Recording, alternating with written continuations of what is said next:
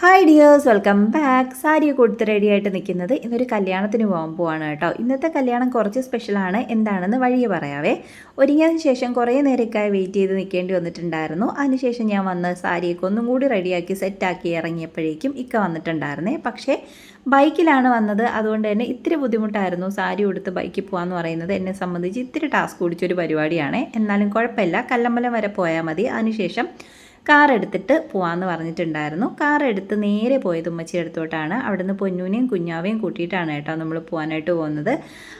പോണ വഴിക്ക് അവരെ വീട്ടിലാക്കണം. എന്നിട്ട് ഞാൻ ഇക്കായി മാത്രമാണ് കല്യാണത്തിന് പോകുന്നത് കേട്ടോ. വർക്കല വെച്ചിട്ടാണ് കല്യാണം.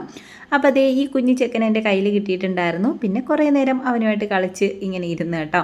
മാഷാ അല്ലാ, ഫോണൊക്കെ കണ്ടപ്പോൾ പുള്ളിക്കാരനും ഭയങ്കര സന്തോഷമായിട്ടുണ്ടായിരുന്നു. അങ്ങനെ നേരെ പൊന്നൂനെയും കുഞ്ഞാവേയും കൊണ്ടാക്കിയതിന് ശേഷം ഇനി നമ്മൾ കല്യാണത്തിന് പോവുകയാണേ.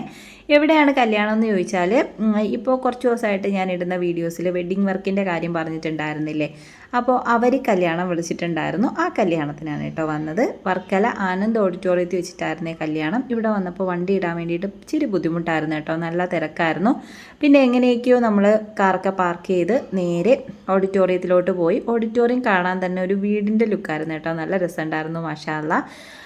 സ്റ്റേജിൽ നിൽക്കുന്ന റോസ് കളർ ഡ്രസ്സാണ് കേട്ടോ ഞാൻ ചെയ്തിട്ടുണ്ടായിരുന്നത്. ഒരു ഡ്രസ് കോഡായിരുന്നു. റോസ് എന്ന് കംപ്ലീറ്റ് ആയിട്ട് പറയാൻ പറ്റില്ല കേട്ടോ. ഒരു കളറിനെ നല്ല ഭംഗിയുണ്ടായിരുന്നു. എല്ലാവരും കൂടി ആ ഡ്രസ്സൊക്കെ ഇട്ട് നിൽക്കുന്ന കാണാൻ വേണ്ടിയിട്ട്. പക്ഷേ മൊത്തത്തിലൊരു വീഡിയോസോ കാര്യങ്ങളോ ഒന്നും എനിക്ക് എടുക്കാൻ പറ്റിയിട്ടുണ്ടായിരുന്നില്ല. ഞാനങ്ങ് ദൂരെ ഇരുന്നിട്ട് എടുത്ത വീഡിയോസാണ്. അതിനുശേഷം ഞാൻ അവരെ സ്റ്റേജിൽ പോയി കണ്ട് സംസാരിക്കുകയൊക്കെ ചെയ്തിട്ടുണ്ടായിരുന്നു കേട്ടോ. പക്ഷേ വീഡിയോ എടുക്കാൻ പറ്റിയിട്ടുണ്ടായിരുന്നില്ല. പിന്നെ നമ്മുടെ പ്രധാന ലക്ഷ്യമായ ഫുഡ് കഴിക്കാൻ വേണ്ടിയിട്ട് വന്നിട്ടുണ്ടായിരുന്നു. നല്ല ചിക്കൻ ബിരിയാണി ആയിരുന്നു കേട്ടോ. അപ്പോൾ നമ്മൾ വയറ് നിറച്ച് ചിക്കൻ ബിരിയാണിയൊക്കെ കഴിച്ച് പിന്നെ ഐസ്ക്രീമൊക്കെ കഴിച്ച് ഇനി നേരെ വീട്ടിൽ പോവാണേ.